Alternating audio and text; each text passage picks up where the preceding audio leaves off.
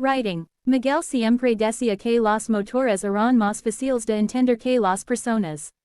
Cuando un motor fallaba, bastaba con encontrar la pieza dañada, repararlo y volver a ponerlo en marcha. Pero cuando la vida se rompía, no existen herramientas capaces de arreglarla tan fácilmente.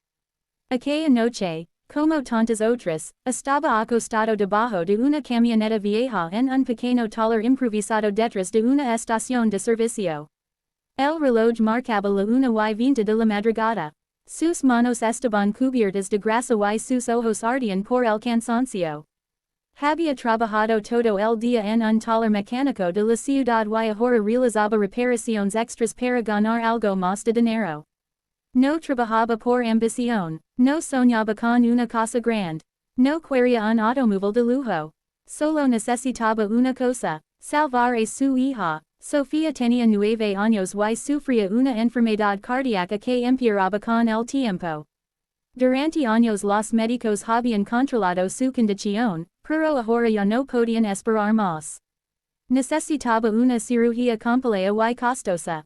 Cada vez que Miguel veía el presupuesto del hospital sentía que el aire desaparecía de sus pulmones.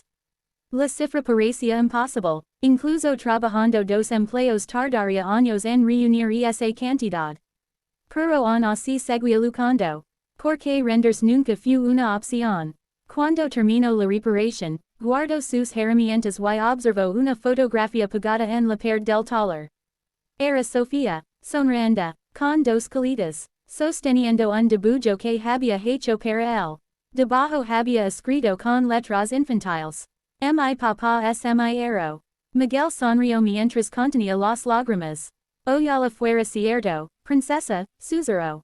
Al día siguiente llegó al taller principal donde trabajaba desde hacía más de una década. El lugar era uno de los más importantes de la ciudad y pertenecía a una enorme corporación automotriz. Mientras se cambiaba de ropa suco murmullos entre los empleados. Hoy viene la dueña. Dicen que es una de las mujeres más ricas del país.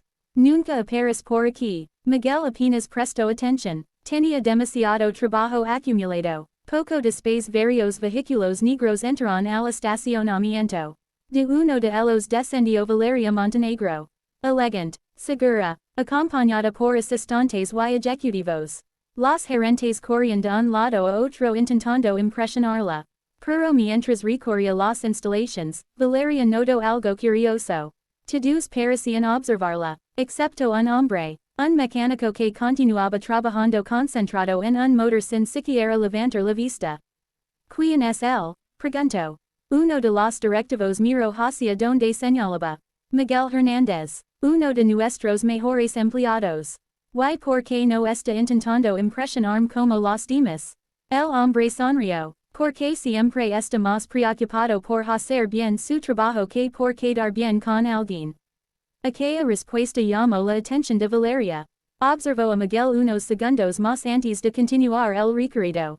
Esa noche, después de una larga reunión empresarial, Valeria regresaba a su residencia cuando su automóvil sufrió una avería inesperada en una carretera cercana.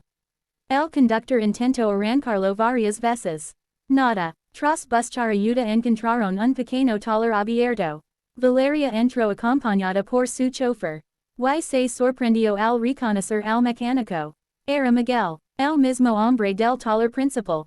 Parece que nos volvimos a encontrar, dijo ella. Miguel levantó la cabeza. Buenas noches. ¿Qué problema tiene el vehículo?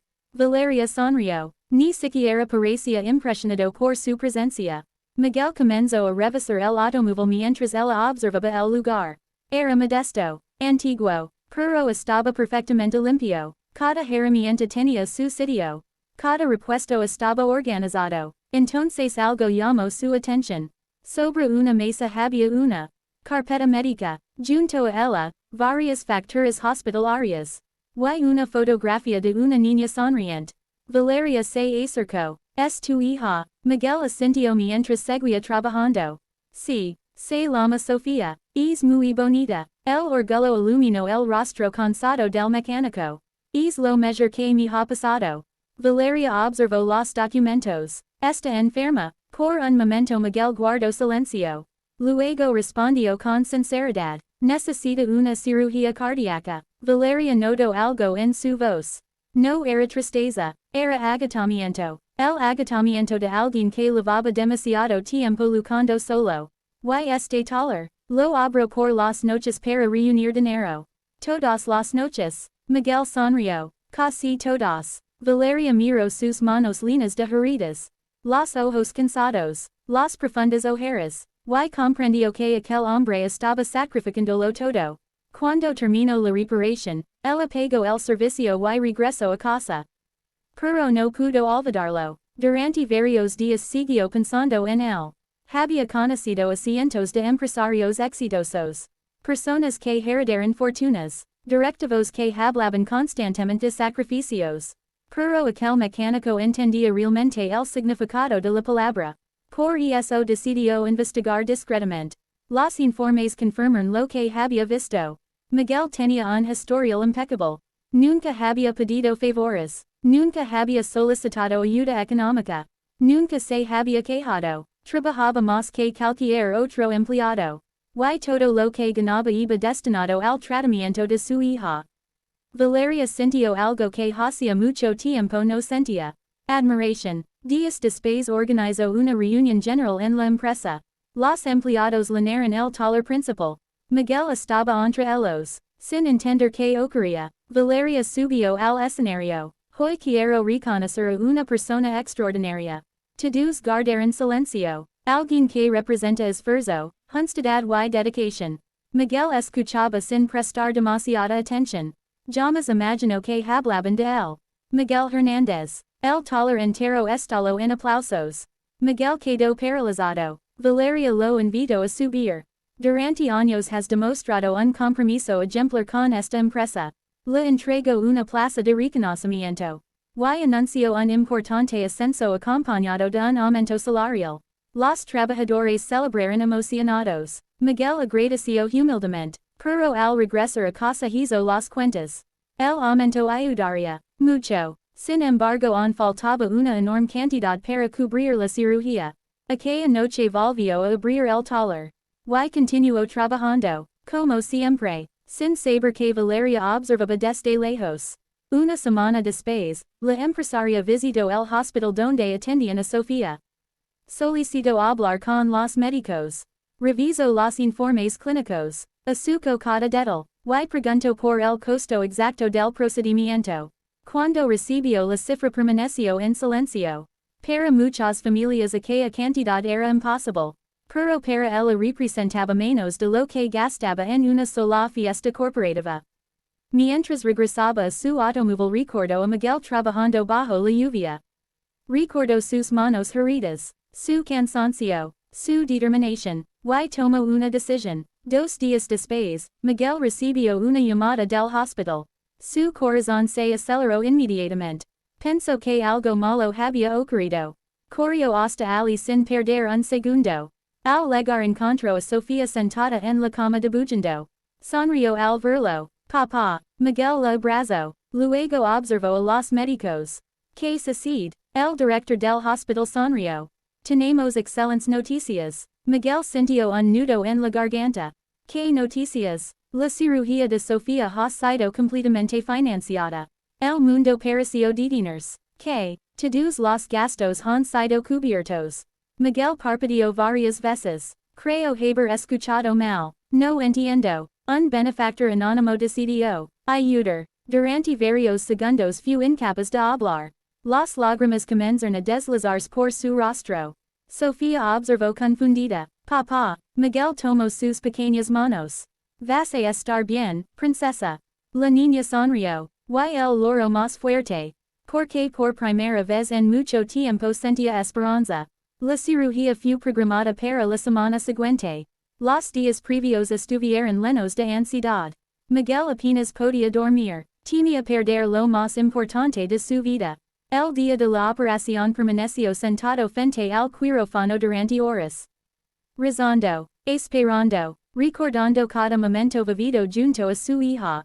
Su primer día de escuela. Sus cumpleaños. Sus abrazos. Sus dibujos. Todo. Finalmente la puerta se abrió. El cirujano apareció. Y sonrió. La operación fue un éxito. Miguel se derrumbó en una silla mientras las lágrimas corrían libremente. No eran lágrimas de tristeza. Eran lágrimas de alivio. La batalla más difícil de su vida acababa de terminar. Las semanas siguientes estuvieron llenas de recuperación y esperanza. Sofía comenzó a mejorar rápidamente. Su energía regresó. Su sonrisa también. Una tarde recibió una invitación para asistir a una gala benéfica organizada por Valeria Montenegro. Miguel acudió acompañado de su hija. Cuando llegaron, Valeria los recibió personalmente. Al ver a Sofía corriendo y riendo, la empresaria sintió una felicidad difícil de explicar. Te ves mucho mejor, le dijo a la niña. Porque ya tengo un corazón fuerte, respondió Sofía. Valeria sonrió emocionada. Más tarde, durante la cena, Miguel se acercó a ella. Necesito hacer una pregunta. Adelante. ¿Fue usted quien pagó la cirugía? Valeria guardó silencio unos segundos. Finalmente asintió. Miguel bajó la cabeza. Las lágrimas aparecieron nuevamente. No sé cómo agradecerlo. No tienes que hacerlo. Me devolvió la vida. Valeria negó suavemente. No, Miguel. Tú llevabas años luchando por ella. Yo solo tuve la oportunidad de ayudarte a llegar a la meta. Aquellas palabras quedaron grabadas para siempre en su memoria. Esa misma noche Valeria anunció la creación de una fundación destinada a ayudar a niños con enfermedades graves. Y para sorpresa de todos nombró a Miguel como parte fundamental del proyecto. Nadie entiende mejor que él las dificultades de estas familias. Miguel aceptó. Durante los años siguientes ayudó a cientos de padres que enfrentaban situaciones similares. Cada vez que conocía a alguien desesperado recordaba sus propias noches de trabajo. Y hacía todo lo posible para tender una mano. Un año después, Sofía participó en una carrera escolar. Miguel observaba desde la línea de meta. Cuando comenzó la competencia, la niña corrió con todas sus fuerzas. Sin dolor, sin miedo. Libre. Al cruzar la meta levantó los brazos y corrió hacia él. Papá, gané. Miguel la abrazó mientras el público aplaudía. Siempre has sido una ganadora, princesa. Sofía sonrió. Y en ese instante Miguel comprendió algo importante. La verdadera riqueza no estaba en las cuentas bancarias. Ni en las mansiones. Ni en los automóviles de lujo. La verdadera riqueza era tener la oportunidad de cambiar una vida. Valeria había utilizado su fortuna para hacerlo. Y gracias a ello, una niña pudo seguir soñando, riendo y viviendo. Mientras observaba a Sofía jugar bajo el sol, Miguel sintió una profunda gratitud. Porque algunas personas acumulan riqueza para sí mismas. Pero las más extraordinarias utilizan esa riqueza para iluminar el camino de otros. Y gracias a una de esas personas, el corazón de su hija seguía latiendo con fuerza.